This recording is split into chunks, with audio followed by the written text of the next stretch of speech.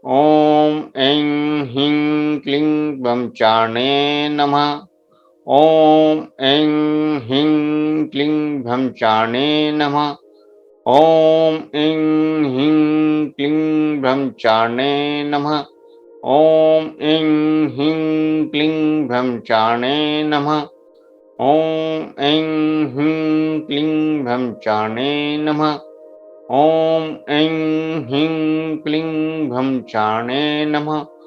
ॐ ऐं ह्रीं क्लीं ब्रह्मचारिणे नमः। ॐ ऐं ह्रीं क्लीं ब्रह्मचारिणे नमः। ॐ ऐं ह्रीं क्लीं ब्रह्मचारिणे नमः। ॐ ऐं ह्रीं क्लीं ब्रह्मचारिणे नमः। ॐ ऐं ह्रीं क्लीं ब्रह्मचारिणे नमः।